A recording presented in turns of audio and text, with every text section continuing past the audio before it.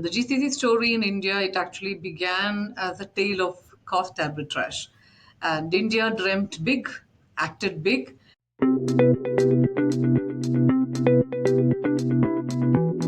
Today, we are honored to welcome a remarkable leader whose journey in engineering, leadership, and innovation continues to inspire many across the global technology landscape.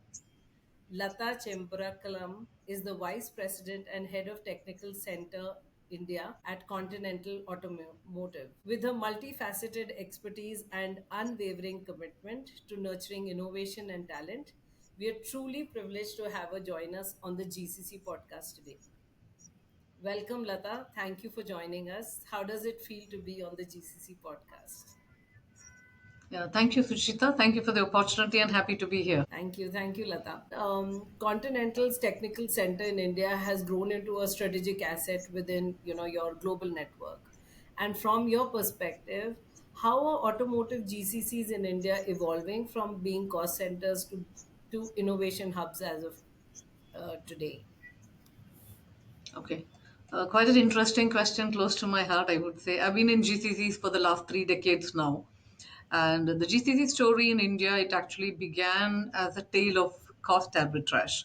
And India dreamt big, acted big, and I think we are all on an extraordinary journey now with 1,700 plus GCCs in India, which will grow up to 3,000 GCCs in the next years, right? And out of which around 60 plus are automotive GCCs. So county in India, we started in a couple of years back. It's in 2009. They set up the technical center. Yes. Started off small, I would say, as again a cost arbitrage center. But now I think we focus a lot on value growth. And if you look at any of the automotive GCC in India, they are all evolving from being a primary cost cutting operations to become strategic innovation hubs by leveraging many things. I would say it's advanced technology, the building specialized talent in India, and also fostering a culture of innovation, which is very, very important. That is driving innovation, efficiency, and growth for their parent companies. And the same is the story for Conti in India also. So what's really important is that over the years, what I've realized is the domain specific knowledge and the in-depth knowledge of the industry is really required for us to do this scale up, developing and validating the solutions locally, reducing the time to market, which is a very, very critical thing in the automotive industry. Yeah. So this industry is very special, I would say. The last 10 years have seen more transformation than the entire century itself. So which means that we need to move at a very fast pace in terms of changing technologies, changing business models, changing consumer needs, geographical needs, and so on. And that's why innovation becomes very, very important for us. The time to market also becomes important. Yeah. So, being in the Silicon Valley of India in Bangalore, it's actually we are very aptly placed because there's a lot of opportunities to have co-creation with universities, with research institutions, with innovation hubs, startups, and so on, which we are also doing heavily, and that has actually benefited us and taken us to the next level. For example, we have collaboration with IISc, multiple IITs, triple ITB, which is across the road. We partner with them for radar, and even for upskilling and reskilling of our people also, there are different methods that we use. So with the GCCs taking increasingly leadership roles in critical programs, I would say global programs, managing everything from R&D to testing to validation to market adaptation, we are all able to deliver high quality outputs at the same time, focus on value rather than volume, and that is a very interesting shift that has happened in the industry. Yeah. So one more interesting topic I would like to say is that it's also about how do we position our own leaders. For example, if you look at India now, the study says, I think the study from Zinnov, they say that we have got around 6,500 global leaders who operate out of India. And being a lady, I should say that around 900 plus are women also, right? So there are a lot of initiatives which are there leveraging the potential of AI, ML, the technologies. We are actually operating a lot in the Indian market. So Continental has a very strong presence in the local automotive market. So We have a plant also here. So how do we leverage the presence locally, building products for India market, innovation for India market? All these are very important for us, and also IP creation. So in a nutshell, I would say this has been a very successful journey, changing the game from a volume game to a value game to an innovation game. We are the largest R&D center for Continental across the globe. We have like 5,300 plus engineers in the same building, doing innovation, doing the cutting edge technologies. That's how our story has been, and I know that a lot of automotive GCCs in India, they also have very Similar. similar stories, and some Yes, of them coming into India, maybe at a different scale now. But I'm sure with the talent that we have, with the ecosystem that we have, the government support that we have, I think all of us are poised to grow into the next level very soon. thank you. Thank you so much, Latha. This moves me to the next question. So, very interestingly, how you spoke about moving from volume to value to innovation. You also spoke about, you know, partnering with the ecosystem for co-creation and collaboration. So I'd like to know, you've led large scale teams and done this whole transformation journey within Conti, and all the experience you've had with several organizations. What are the key elements that drive successful leadership and operational excellence in a global capability center setup? So I would say the successful leadership and op excellence has many levers that we use, many key elements. Let me start with the very strong leadership commitment. The leadership commitment from the headquarters is very important. The second thing is a very strong local leadership capability, leadership which has got global outlook, global experience, customer experience, because when we are talking about end-to-end responsibility, customer also becomes very important.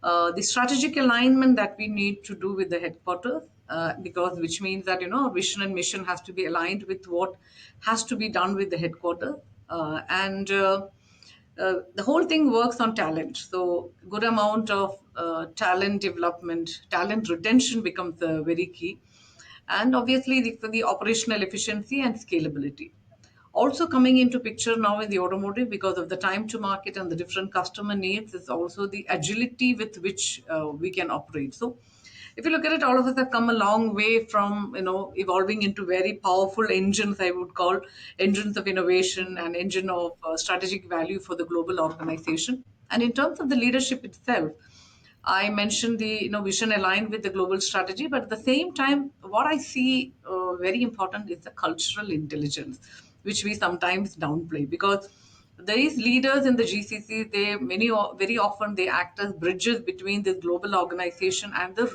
diverse regional team. For example, at GCI, we are an application hub for Asia. So we do extensively work with Japan, Korea, China with complete responsibility. We work on US project. We work on, the European project. So what happens is it becomes important for the leaders to excel in navigating these cross-cultural dynamics, if I call it, yeah, thus building trust and fostering a culture of collaboration in the ecosystem. That becomes very critical.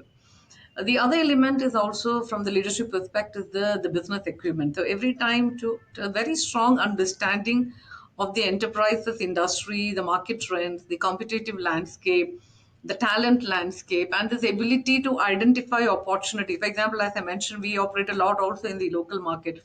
So the ability to perceive and identify the local opportunities, and then focus and channel some of your innovation elements into that direction, that becomes very important. And obviously people centric leadership, yeah, for example, in tech center we have got around 73% is millennials, Okay. very exciting, very passionate individuals. At the same time, retention is a challenge. They want to do different jobs after maybe 2 3 years. And when you are in a product company, because we don't do only software, we do software systems, hardware, electronics, and so on, and the product know-how, system know-how becomes very critical. So staying in the job for a little bit longer time becomes important. How do we match their aspirations of an employee versus the requirements of an organization? So, how do you bring this talent development, empowerment? Because the new generation works on mastery, autonomy, purpose. So, how do you really create that vision for them? and take them along. And that leadership element becomes very important. Stakeholder management is again a key. It's not only to the headquarters and the region, but also with the industry, with the academia around, with the government bodies. We work a lot with the legislation bodies, institutions like ARAI, and so on. So the number of stakeholders are numerous, and there are many. We all have recognized that not everything we can do internally. There are a lot of skills which we don't want to do internally, so we actually look at partners. The partner tech companies are our partners, and we have startups as our partners. So the leadership also have to interact with them, understand what value can they bring. So take a call on make and buy. It's like a moving target. You think and then by the time the new technology is coming in. So continuous learning for the leader, as well as continuous learning culture in the organization. How can you act as a role model? How can you walk the talk and get the people there? Because that's pretty much very important for every GCC to move up, because the speed is that much. And for example, if you look at the China market, right, the rate at which the new cars coming in, it was unheard of in the past. So how exactly we scale up for that kind of agility and scalability that we want to do? So continuous learning becomes an element, and learning not only in technology, learning in business model, working agile, use of agile methods in working. So continuous upskilling, I would sometimes say, upskilling, reskilling, and even de-skilling sometimes becomes very important for us in this Yeah, journey, right? and So all learning these are fast. very important leadership elements, yeah. Sure. Thank you so much, Lata. That's so interesting because I mean, you focused on some of the challenges very specific to the automotive sector, and I can see some of the challenges are very similar to what other GCC leaders share as well. And also the Yeah. secret sauce that you shared for success. I think there's a lot of similarity, and some of those points resonate with a lot of other leaders that I talk to. Mhm. So moving on the future of GCCs, as GCCs move up the value chain, what do you see as the next big frontier for India-based centers, especially? You spoke about innovation, you spoke about talent availability. What are the other factors, or even if these are the factors, how do you think would be the future of GCCs moving on? Okay, see multiple factors. So one, I would say that I'm a passionate Indian who always thinks that it is important for India to become the true innovation hub and a global decision making enabler, and that is where the GCCs have to go. That's going to be the future Yeah. of GCCs. So we are already seeing this shift in many of the centers like us. Not just contributing to certain product development, but also to strategic innovation in areas like in our own areas in safety, software defined vehicles, and so on, AI driven solutions, next gen mobility, a lot of areas where we also contribute. We also develop products for the India market. I think most of the GCCs will focus on, but the opportunity is now is to accelerate the impact, by leading end to end product ownership. Second thing is driving patent generation and fostering deep domain expertise. I think these are things which will come as the next step for India. And for that, if you ask me what we should do, we must be continuously investing in the talent upskilling, strengthening the cross functional collaboration, looking more of partnership in the ecosystem. And very important is also to foster a kind of an entrepreneurial mindset inside the organization itself, right? So as I mentioned, India cost at China speed, but at the same time, we also need to have more than cost. How do we have the deep tech capabilities inside the organization? I also believe in it's not make in India for India, but I would say make in India for the globe. How do we scale up the competencies for that? That's something which would definitely come. And which means that at the end of it, as a GCC, we should be also be able to make a difference to the top line, not by only cost arbitrage, but also by contributing to the products innovation, TTM, and so on. Another game is, it becomes technology is a leveler always. And if you look at AI is new, whether headquarters or India, I think we are in a very level playing field. For example, if it's a mechanically, intensive industry like automotive, earlier we had some disadvantage that, Europe probably had more infrastructure, more knowledge than us, and so on. But topics like AI, cybersecurity, all these are kind of level playing fields where, India being, a good, I mean, we are good in technology and software. So actually, we can take a lead in all those topics. It's not only for India, but beyond. Yeah. So that's how I see. I think the overall mission is to move from an execution partner to basically co-creators of global technologies and global, I would say, the global setup itself. And that should be the true evolution of GCCs in the future. Yeah, that's how I see that. Thank you. No, that's very positive. It's a great outlook for the future. Thank you so much, Latha. I'm moving to the last section of this podcast, which is basically to know you better as a person. I have three quick questions to ask you, very quick responses from your side. So, what is that one habit or a ritual that you swear by to stay focused in a high pressure environment? Continuous learning. Okay, that's really good and inspiring. Yeah. Thank you. What's your go-to comfort food after a long work day?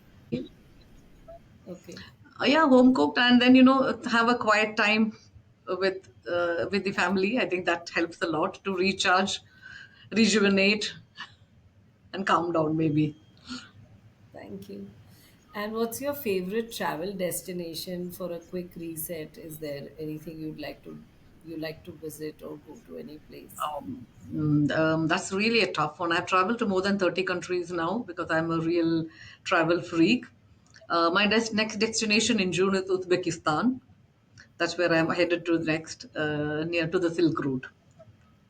So okay. yeah, I can't tell one. I have a bucket list. I think I'll need years to Sometimes, finish it off. yeah, sometimes just traveling and exploring new places itself is a good way to reset yourself. So this is Yeah, lovely. Thank you so much. Great to chat with you, Lata, and I'm sure we'll talk again in the future. yeah, yeah. Thank you. It was lovely talking to you, Suchita.